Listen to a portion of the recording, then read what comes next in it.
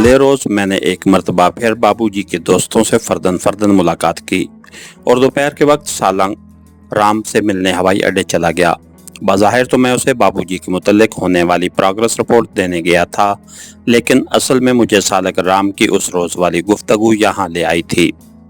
सालंग राम मुझे अपनी airman canteen में ले गया, जहाँ उसने अपने दूसरे कारपोरल साथियों से भी मेरा तारुफ कराया। यहाँ सिवाय हवाई अड्डे के और कोई गुफ्तगू सुनने को नहीं मिलती थी। मेरी आंखें तो सालंग राम पर लगी थीं, जबकि मेरे कान वहाँ मौजूद लोगों की गुफ्तगू को ज़हन में मुंतकिल कर रहे थे। एक दो बातें तो चौंका देने वाली थीं, ख़ुसूसन जब मुझे एक ख़ास जगह होने वाली डेवलपमेंट का इल्म हुआ तो मैं चौंक पड़ा। उससे मुतल्लिक आगाही हासिल करने का सिवाय उसके और कोई तरीका नहीं था कि वहाँ खुद जाया जाए, लेकिन हालात का मुताला करने के बाद बज़ाहिर दाखिले की कोई सूरत मुमकिन नज़र नहीं आती थी। जैसे ही मेरी फराहम करदा इतलात महफूज हाथों तक पहुंची, फ़ौरन वहां दाखिले का हुक्म मिला, लेकिन अकेले आदमी के लिए ये चूँकि नामुमकिन था, इसलिए इस मर्तबा फिर मेरे साथ जसूनत को भेजा गया। हमारी मुलाकात इस मर्तबा जिगराव के एक थर्ड क्लास होटल में हुई, जहां वो पिछले 2-3 रोज से एक मिशन के सिलसिले में सरगर्म अमल था। इत्तेफाक से जसूनत मेरे इर्द गिर्द ही काम कर रहा था और वो प्रोजेक्ट जिसके मुतल्लिक मुझे इतलात हासिल हुई थी जसूनत का ही टारगेट था, लेकिन अपनी बेहतरीन सलाहियतों के बावजूद उसे अभी तक कोई अहम इतलात मौसूल नहीं हुई थी। उसने यहाँ एक ऐसा कारनामा सर अंजाम दे रखा था जिसे मैं हमेशा की तरह सुनते ही अश कर उठा। जसूनत ने इस टारगेट से मुतल्लिक एक नाइक और एक सिपाही को अपने जाल में फंसा रखा था। ये दोनों एक जगह जुआ खेलते हुए जसूनत की नज़रों में आ गए थे और ऐसे लोगों का वो पहले ही से मतलाशी था। पहले नाइक उसके हत्थे चढ़ा, किसी न किसी तरह जसवंत ने उस ठिकाने तक रसाई भी हासिल कर ली थी, जहां उसकी इतलात के मुताबिक छोटे रैंक के फौजी अपनी रेम की बोतलें, जो उन्हें ख़ास है कम नरखों पर यूनिट से मिल जाती थीं, ज़्यादा कीमत देकर फ़रोख्त किया करते थे। ये अलग बात कि इस तरह हासिल होने वाली आमदन को वो उसी डेरे पर जुए की भीड़ चढ़ा दिया करते थे। ये डेरा असल में शराब का एक ठेका था, जो बाकायदा इजाज़तनामे के तहत कायम हुआ था। ऐसे ठेके पंजाब के देहातों और शहरों में कदम कदम पर नज़र आते हैं, जहां सरकारी एहतमाम से शराब खाना खराब उड़ाई जाती है और उसकी हदूद, जो अमूमन चाय के एक सटाल जितनी भी नहीं होती, के अंदर गुलगपाड़ा मचाने की खुली छुट्टी है। ज़्यादा तादाद वैसे ऐसे ठेकों की है जहां शराब से मुतल्लिका दूसरे लवाजमात का भी बंदोबस्त मौजूद होता है, ताकि यहां आने वालों को किसी किस्म की तशनगी का एहसास बाकी न रहे। शराब के इन ठेकों पर बज़ाहिर तो वही शराब की बोतलें सजी दिखाई देती हैं जो भारतीय लेबार्ट्रियों की तैयार करदा होती हैं, लेकिन अंदर खाने ज़्यादातर घटिया किस्म की और देहाती इलाकों में गैर कानूनी तौर पर निकाली गई शराब ही बिकती है।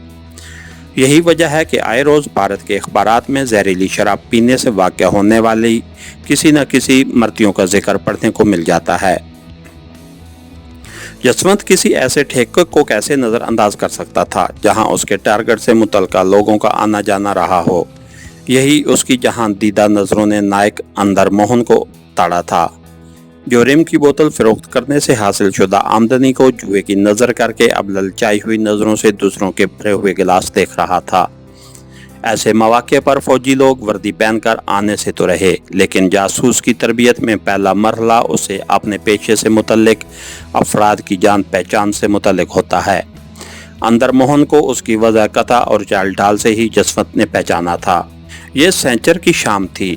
अगले रोज़ चूँकि अंदर मोहन को छुट्टी थी, इसलिए जसवंत के साथ जगराव से बाहर एक वैरान सी जगह पर, जहां किसी मुहाशे ने तेज़ी से बढ़ती हुई जनसंख्या के पेश नज़र मुस्तकबिल के लिए सरमायाकारी करते हुए 10-15 क्वार्टर बना डाले थे, चला आया था। नाइक अंदर मोहन खुद भी कहाँ आया था, ये तो उस बोतल का कमाल था जिसे जसवंत ने बगल में दबा रखा था। रात अंदर मोहन ने जसवंत के साथ ही गुजारी और सुबह तक वो पक्के यार बन चुके थे, क्योंकि जसवंत भी इत्तेफाक से अंदर मोहन की तरह बाहर का ही रहने वाला था और ये भी इत्तेफाक ही था कि दोनों की गोद में भी एक ही थी। काफ़ी दूर जाकर उनके बुजुर्गों का सिलसिला भी आपस में मिल जाता था। जसवंत ने उसे बताया था कि वो मजदूरी के साथ साथ थोड़ा बहुत धंधा भी कर लेता है, यानी कभी कभी देहातों से शराब वगैरह लाकर यहाँ फरोख्त कर देता है, इसलिए तो वो इतने ठाठ से जिंदगी गुजार रहा है। नायक अंदर मोहन सारी रात शराब पीता रहा और अपनी नौकरी पर लानत भेजता रहा, क्योंकि वो दोनों हमसाथ थे और एक ही सूबे के एक ही जिले से ताल्लुक रखते थे। इसलिए जानने से उसकी जेब में जसवंत ने जबरदस्ती 100 रुपए भी डाल दिए थे, जो अगले ही रोज अंदर मोहन ने जुए की नजर कर दिए थे। नायक अंदर मोहन अपने एक जिलावाल साथी को भी, जो उसकी यूनिट का सिपाही था, जसवंत के पास ले आया। अब तीनों मिलकर रंग रलियां मनाते थे। जब मेरी मुलाकात उसने नायक अंदर मोहन और सिपाही टेकराम से करवाई तो दोनों उसके करीबन 2000 रुपए के मकरूज थे और उसके सामने उसके ज़र खरीद गुलाम नजर आते थे। मेरा भाई है रिश्ते का, ससुर को पंजाब में न जाने क्या दिखाई देवे है, जो सब उधर ही भागे चले आ रहे हैं, उसने दोनों से मेरा तारुफ करवाते हुए कहा। दोनों चेले जो शराब के नशे में डगमगा रहे थे, मुझे जसवंत का भाई जानकर मेरे पांव में बिछे जा रहे थे। बमुश्किल मैंने उन्हें खुद से अलग किया, वरना वो तो मुझ पर कुर्बान होने को तले नजर आते थे। बड़े सुधाए हुए हैं, मैंने अपनी मखसूस जबान में जसवंत से हंसते हुए कहा। दिया है भगवान की, उसने हाथ बांधते हुए इनकिसारी से झुककर कहा। मुझे गैर मानूस जबान बोलते देखकर दोनों गद्दों ने नशे की तुरंग में मुझे औतार समझ लिया और मेरे सामने माथा रगड़ने लगे। हंसते हंसते मैं बेहाल हुआ जाता था। बमुश्किल समझा बुझाकर जसवंत उन्हें असली हालत में वापस लाया। वो कमबख्त तो कभी ना उठते, लेकिन जसवंत ने उनसे कह दिया था कि ईश्वर गुस्से हो जाएंगे। गुरुजी आज ही क्यों न किस्मत आजमाई करें। मैंने जसवंत को राय पेश की। उसने एक नज़र मेरी तरफ देखा, फिर किसी सोच में गुम हो गया। थोड़ी देर बाद ओके के मुख्तसर से अल्फाज उसके होंठों पर थिरके। हम दोनों इन गद्दों को वहीं छोड़कर क्वार्टर से बाहर आ गए थे, जहां दूर दूर तक किसी शय का नामो निशान दिखाई न दे रहा था। अलबत्ता कभी कभी सड़क पर से कोई लारी जरूर गुजर जाती थी। नायक अंदर मोहन की क्वार्टरगाह ड्यूटी थी।